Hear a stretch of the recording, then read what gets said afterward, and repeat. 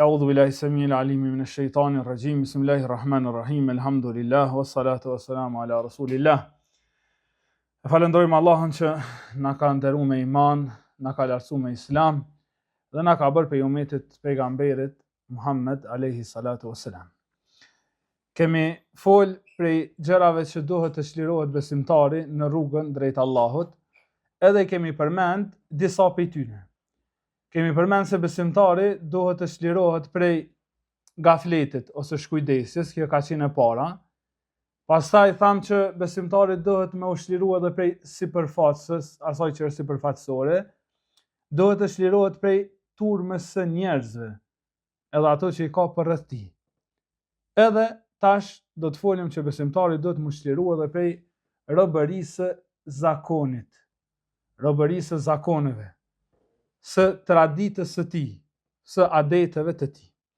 Besimtarit tham dersën e kaluam që shpesh herë pengesë në rrugën drejt Zotit i bëhet rrethi i tij, turma e njerëzve përreth tij. Shpesh herë kjo turm njeriu din më u bë pengesë në rrugën drejt Zotit. Mirë, po kanjëherë nuk është faji gjithë të rrethi. Kanjëherë problemi, faji qëndron tek vetë besimtari. Pengesë në rrugën drejt Zotit i bëhen adetet e tij, i bëhet përditshmëria e tij. Pengesë në rrugën drejt Allahut i bëhet pra zakoni i tij. Në gjuhën arabe, zakonit i thuhet el-ade, ose na që e përdorim adet. El-ade vjen prej fjalës arabe ade yaudu, që i bjen kthehet, shkon, kthehet prap. Do të thonë vepron në vazhdimsi. Njeriu kur krijon, kur vepron disa punë, edhe i vepron si shpesh, pastaj ato i kalojnë në adet. Nga se shkon te këto, kthehet prap. Që kjo është el-ade. Madje këto punë që i kalojnë njeriu në adet, i kryen masanej shumë lehtë, shumë lehtësisht. I kryen kanjherë dhe pa kontrollin e vet. Dikon 40% të veprimeve ditore njeriu i kryen pa i llogarit mirë me trurin e tij. Po i kryen pa i llogarit me tru, dhe i mirë po vetëm si shkak i adetit, zakonit. Shkak i përditshmërisë. Truri sikur se pushon ato momente, edhe njeriu vepron ato pa na i llogaritë me fillt. E këto zakone kanjëherë njeriu i pengojnë në rrugën drejt Zotit. Për me ditë se cilat zakone janë të lejuara, ose cilat jo, ose cilat na bëhen pengesë në raport me Zotin, duhet me i klasifiku ato. Edhe njëra prej atyne klasifikimeve më të mira që ku mujt me i gjetë, është klasifikimi i zakoneve që e bën njëri prej dietarëve bashkohor. Ai i ndan zakonet në bazë të një modeli të marketingut. I klasifikon zakonet e njeriut në bazë të një modeli të reklamave.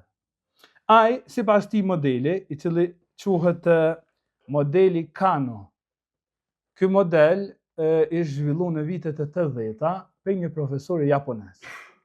Ky model i marketingut thotë se kur njeriu hyn në market, i sheh produktet. Tani ky merr i klasifikon produktet. Thotë në market kur hyn njeriu, i gjan disa produkte të domosdoshme, zvon pa to. Mirë po, kur hyn në market, i gjen edhe disa produkte që janë të pritshme. Rëndëm pritet me i gjetë ato, mirë po edhe mos me i gjetë, nami nuk bëhet. Thot, i gjen disa produkte që mahnitet me to. Nuk i ka prit hiç. Mirë po neve na intereson pjesa fundit. I gjen, thot njeriu, kur hyn në market, edhe disa produkte për të cilat nuk ka fare nevojë. Hiç ka nevojë për to. Mirë po për shkak që i sheh në vazhdimsi, ai e bën një lidhje me ato produkte, edhe në mungesë të tyne, ai njihet keq.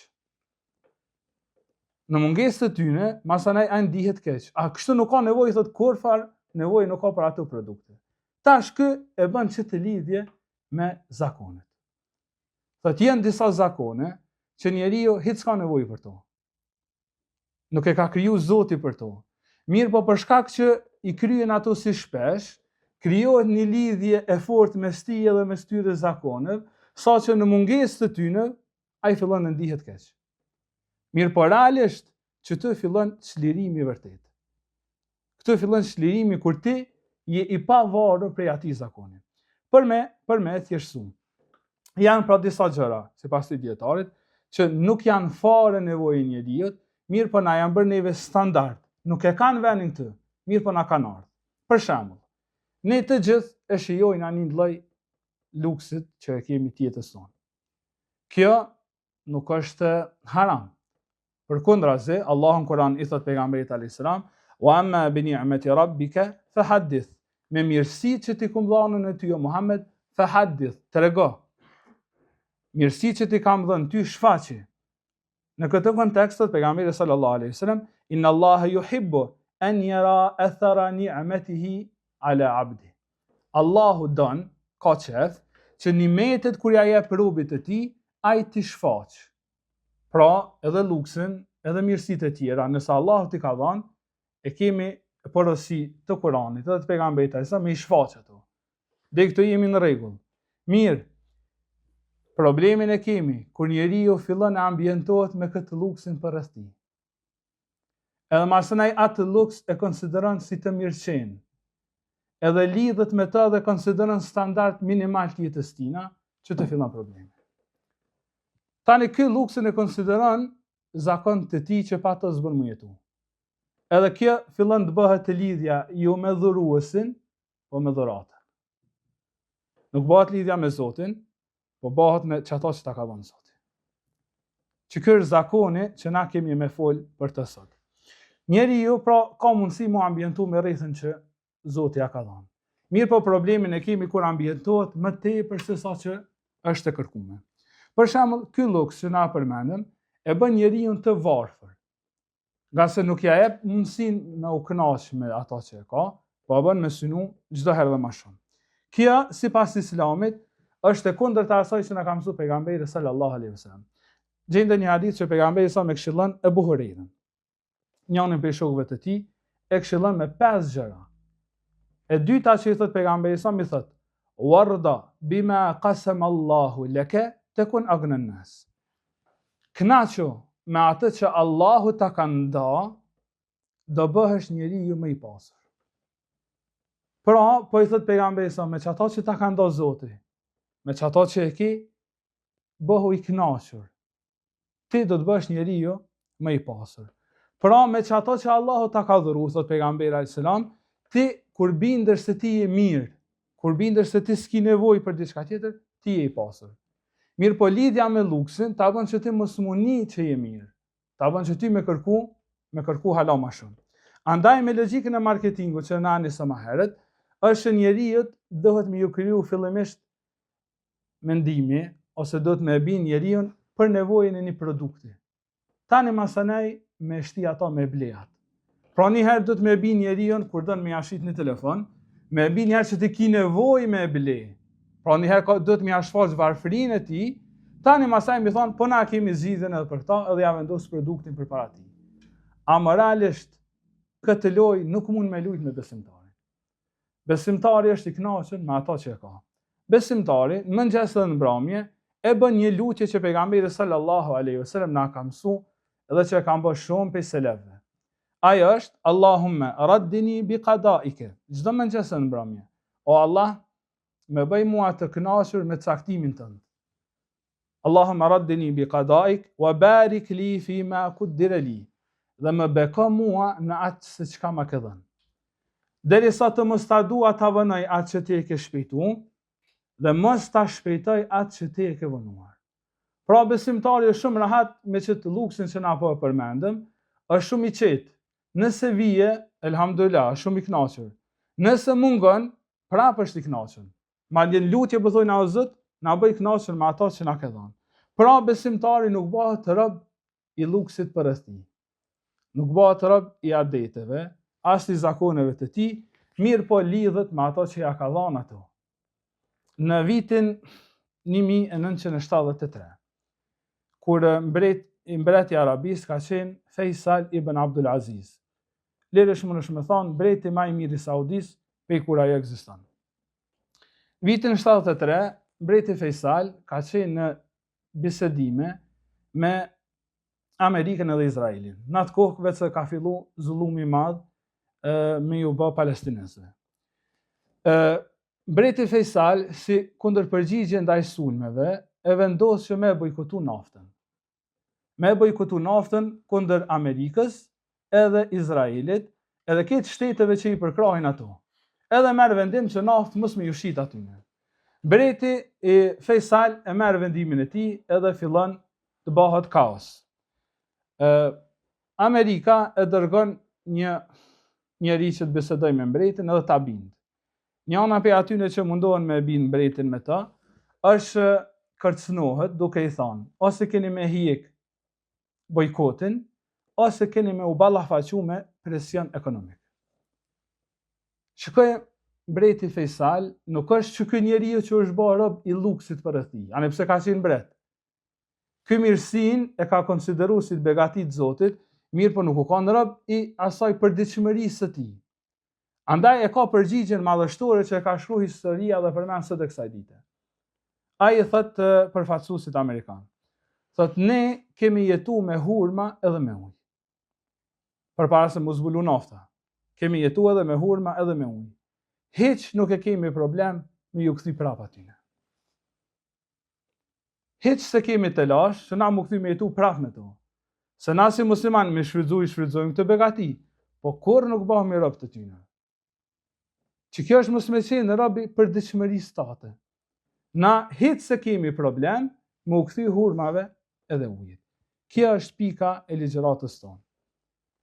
Mos u bëj rob i rrethanave të tua. Jeto me ato që Allahu t'i ka dhënë, pa u bë skllav i tyne. Imam Shatibiu, njëri prej dietarëve të mëdhaj, për me na bë hala më të qartë këtë pikë, i ndan nevojat e njeriut në 3 kategori. Thotë, kemi në jetën e njeriut e daruriyat, domosdoshmëri. Janë disa gjëra që janë domosdoshme. Madje është në rregull në usul, e daruriyat tubihul mahdhurat. Domosdoshmërit ta lejojnë edhe haramin. Për shembull, nëse njeriu është shkretir, edhe nuk ka se me çka të ushqehet përveç se diçka që është ndaluar. Ngordhësira, mishderi, çka do të jetë ajo. Mirë po i rrezikohet jeta e tij. I lejohet me ngranë për së ndaluarës, mandje i obligohet veç për shkak me rujt jetën e tij. Nga se jeta është domosdoshmëri. Andaj Imam Shatibiu thotë, e para është domosdoshmëri. Kategoria e dytë është el hajat, nevojat. Pa to njeriu është goxha në zonë, mirë po nuk është në rangun e domosdoshmërisë. Edhe e treta e tahsaniyat, luksi. Çato që nëse janë mirë po edhe mos më kanë, nami zbahet edhe pa to. Tash, besimtari din me i klasifiku gjanat. Çka është domosdoshmëri, çka është nevojë, edhe çka është luks.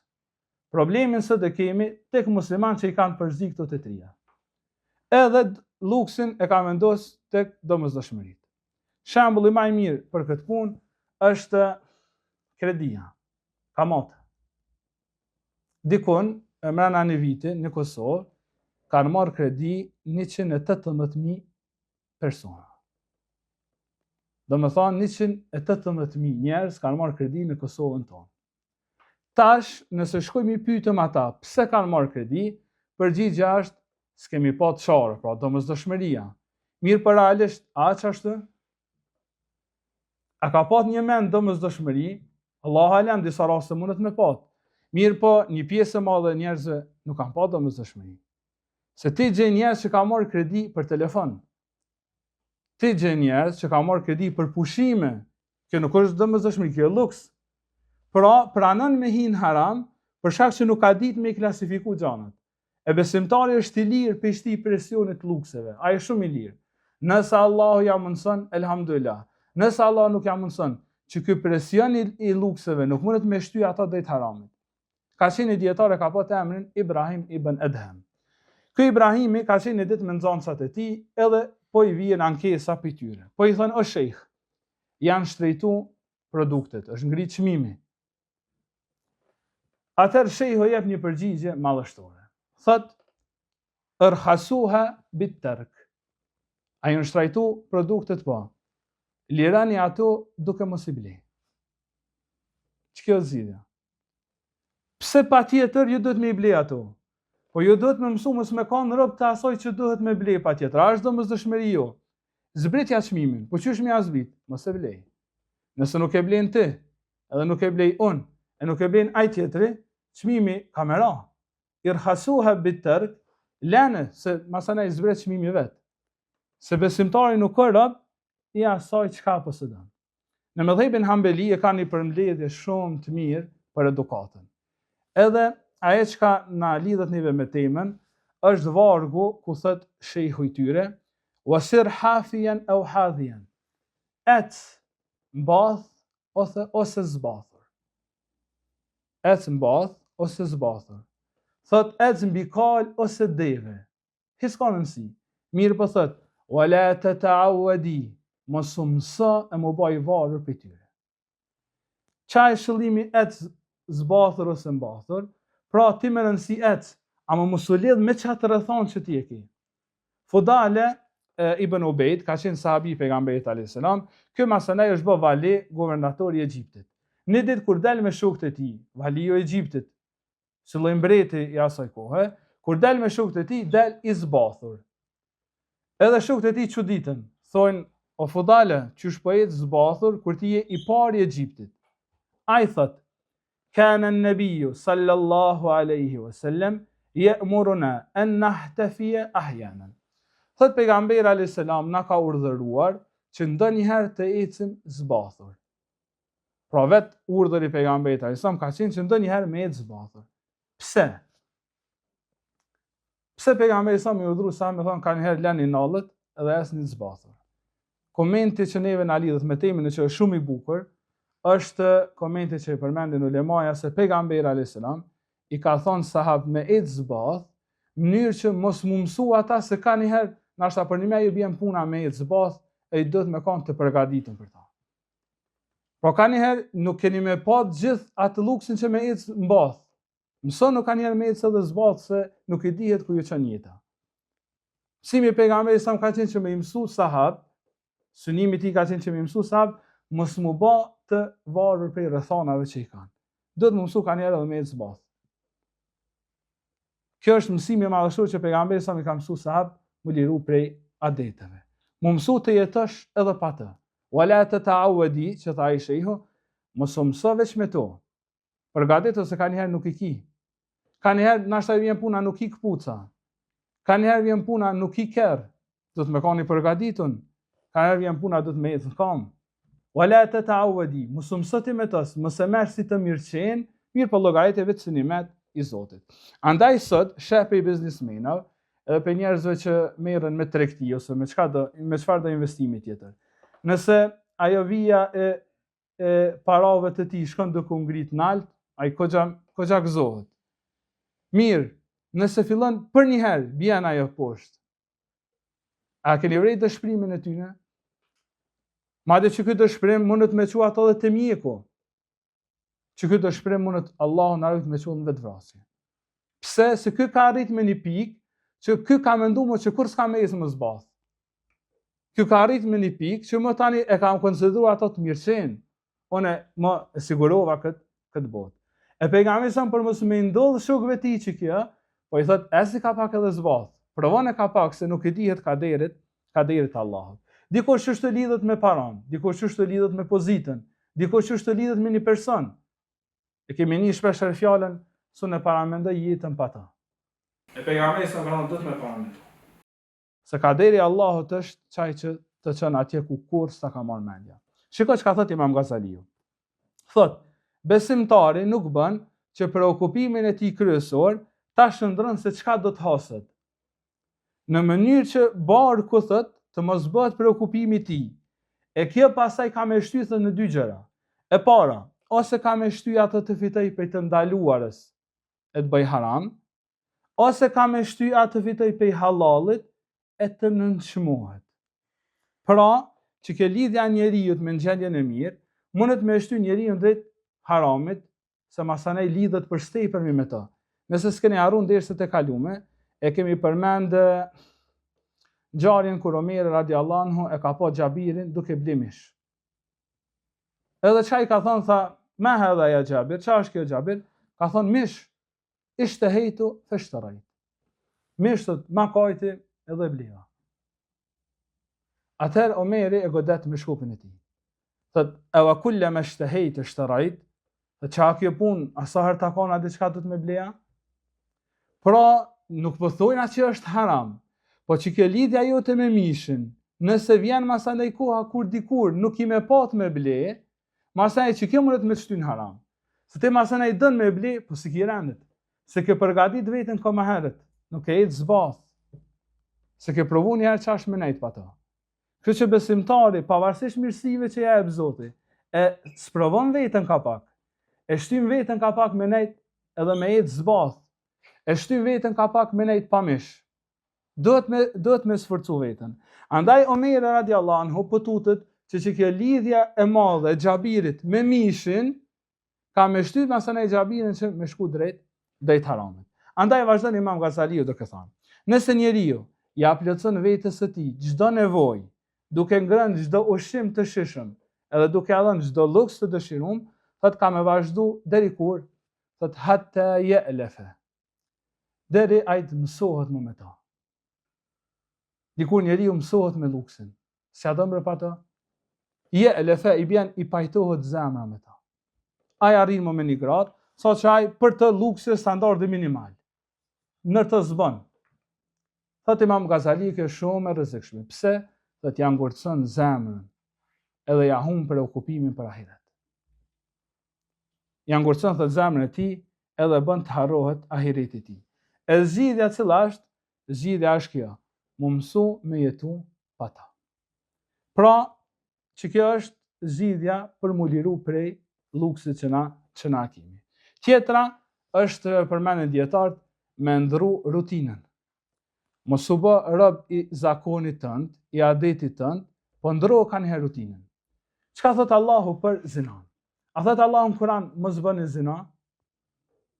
Allahu në Kur'an thot wala taqrabu zina, mos ju afroni zinas. Nuk ka thonë mos bëni, po ka thonë mos ju afroni. Për çka kjo? Nga se çdo vepër realisht ka stimulus, ka nxitës. Zinaja i ka stimulus shumë të fortë, i ka nxitës shumë të fortë. Allahu i madhrum po thot mos ju afroni, se nëse i afrohesh e bën rutinë tënde me qëndru afër shtynë stimulusve, nxitësve për zina, ki me ranë zina. Thot pejgamberi sallallahu alaihi wasallam, kur e krahason rrugën e Allahut, thot me një rrugë të drejtë, thot anash sa janë disa dyrë, porta. Thot pejgamberi alayhis salam, idha arada al-insanu an yuftaha shay'an min tilka al-abwab, kur don njeriu me I hap që të ndyrë që janë anash rrugës së Zotit, e që janë haramit. Kur dëshon njeriu veç me I hap, thot pejgamberi alayhis salam, qal wayhak la taftahahu. I thuhet atij, mirë për ty, mos e qel. Mos e qel që derë. Pse thot? Fe inneke in fetahtahu talijhu. Nëse e hap derën, ki me ranë ta. Pra mos rre afër që ty në stimuluzve që të nxisin drejt haramit.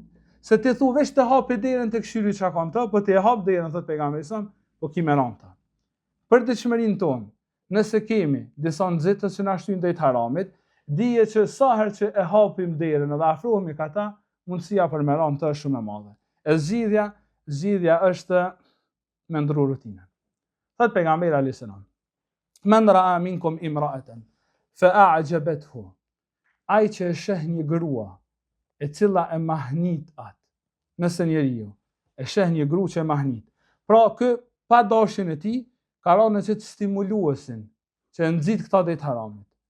Thot pejgamberi sa, nëse dikush ka pa një grua që e mahnit atë, pra ka rënë në stimulim, thot falyati ahlehu. Çka me të vaj dërgumë I Zotit? Ta le të ndrën rutinën. Falyati ahlehu, le të kthehet tek familja e tij. Mos vazhdoj me qëndru aty. Le të shkon te gruaja e tij. Falyati ahle, le të shkon në shtëpinë e tij. Pra le të ndrën rutinën, se nëse rrin aty, mundësia për me ranë haram është shumë e madhe. Mirë po thot falyati ahlehu, le të ndrën rutinën e tij, le të kthehet tek familja e tij. Fa inna ma'aha mithla alladhi ma'aha. Nga se tek familja e tij ka me gjetë atë që do ta gjente tek ajo. Pra pejgamberi alayhis salam, shikoj sa se madhështor. Kur ju o djem të ri, edhe jo vajza të reja, jeni në një gjendje që ju stimulon harami, ndro rutinën. Mos shndro atë me thonë sune i besoj vetvetes time. Ndro rutinën, në fund thot pejgamberi alayhis salam, sikur se po thot fa inna ma'aha mithla alladhi ma'aha. Që me gjetë çat knatësi, veç që me gjetë në halal. Njëjtën që me gjetë thot pejgamberi sallallahu alaihi wasallam tek halal. Kështu që zgjidhja një njeriu sot, pra është me ushtru veten e tij me zakone të mira. Nëse bien diçka që e shtyn drejt haramit, do të më ndru rutinën e tij. Nëse nuk mundet me ndru rutinën e tij, vetëm dy gjëra mujnë me largu gjunahën prej zemrës tij. Nuk ka të tretë. Thot Ibn Ata'illah al-Iskandari. Thot njëri prej dietarëve të këtij umeti. La yakhruju shahwata min al-qalbi, nuk e nxjerr epshin prej zemrës vetëm se dy gjëra. E para thot illa khawfun muz'ij. Epshin prej zemrës e largon një frikë trishtuese. Një frikë e madhe mundet me ia largu njeriu epshin prej zemrës. Nëse nuk e keni harru, kur e kemi shpjeguar Riyadus Salihin, i kemi përmend ata 3 persona që kanë mbet në shpellë. Njëri prej tyre çish është lut atje, ka thonë Allah, unë kam pasur një të afërme. Kana ahabba an-nasi ilayya. Ka qenë njeriu më i dashur tek unë. E kam dashur shumë. Edhe ky ja ka kurzuar asaj vajzës që nëse don me i marr parat, do të më bëj imja. Kur është afruar afër saj, edhe nuk e ka pengu ato pi haramit, kur gjë tjetër, aja i ka thonë ittaqillah. Friksoju Allahut. Ka thonë e kum lanë, ja kum dhanë parat, edhe i kum thonë ik. Frika ndaj Zotit ja ka pushtu zemrën. Edhe çike ja ka largu epshin. Por ndrysh nuk ish me pat logjik, në ato rrethana ai më shmong për gjunahet. Mirë po frika e madhe që e ka ndje për Zotin, kur i ka thonë ajo të friksoj Allahut, e mos më afro se nuk i drejt, ai thot e kam lanë o Zot për hatër tanë. Kështu që nëse një i ri ose e re në zemrën e tij gjinë diçka pe epshit, ai e largon e para me frikë. Këna lidhet me hadithin e pejgamberit alayhis salam, kur i tregon Aishës për ditën e Kiametit, se njerëzit kanë me ndalë ditën e Kiametit të zhveshur. Atëherë shqetësimi i Aishës edhe gale Aishës ka qenë ja Rasulullah, mirë për neve do të na shohin burrat, do të na shohin të zhveshura. Çfarë thot pejgamberi alayhis salam? Thotë ja Aishatu, al-amru ashaddu min an yanzura ba'duhum ila ba'd. O Aishë, çështja e ditë do të jetë më e rëndë se sa ti bie ndërmend dikujt ta shet dikon tjetër. Pra frika e madhe që kam i pushtu njerëzit atë ditë, ka me qenë atë që madhe sa që njeriu s'ka më ndërmend me shiku veten e tij, e le më dikon tjetër. Kështu që frika është ajo që ja largon njeriu epshin pe zemrës. Edhe dyta që kjo është kategori më e lartë, thotë illa shawkun qaliq. Që të epshëm të më largu një përmallim i madh. Një përmallim i madh. Kjo është kategori më e lartë. Kjo është kur epshin ta largon dashuria për Zotin. Këtë përmallimit ashtu nuk i punë me frikën. Këtë e lën gjunahun shkaku i përmallimit. Andaj ka thënë pejgamberi sallallahu alaihi wasallam, pe atyre 7 vetave që ka me kanë në hijen e arshit në ditën e Kiametit, ka me qenë edhe ai njeri të cilën e thirr një grua e pasur me pozite hjeshme, edhe i thot jam e jotja, ai i thot inni akhafu Allah rabbel alamin, un i druhem Allahut Zotit të botrave. Pra dashuria që ka për Zotin e bën që me ik haramit. Kjo është gradë më e lartë. Kjo ndodh vetëm kur njeriu e kujton ahiretin. Andaj thot Allah në surën A'la, bel tu'thirun al-hayat ad-dunya wal akhiratu khairu wa abqa. Ju po jepni përparësi kësaj bote, ahireti është më i mirë. Edhe është më i përhershëm. Andaj kur njeriu ka në zemrën e tij diçka pe epshëve të kësaj bote, e largon atë me frikë ndaj Zotit ose me dashuri ndaj tij. Kështu njeriu ka me jetu i lirë për me adhuru Zotin, ka me shiju halawat e iman, ëmbëlsinë e imanit, edhe kështu shpërblehet në këtë botë, por edhe shpërblehet në botën tjetër. Allahu na bërë prej të tillëve ya rabbel alamin. Subhanak Allahumma wa bihamdik ashhadu an la ilaha illa anta astaghfiruka wa atubu ilaik.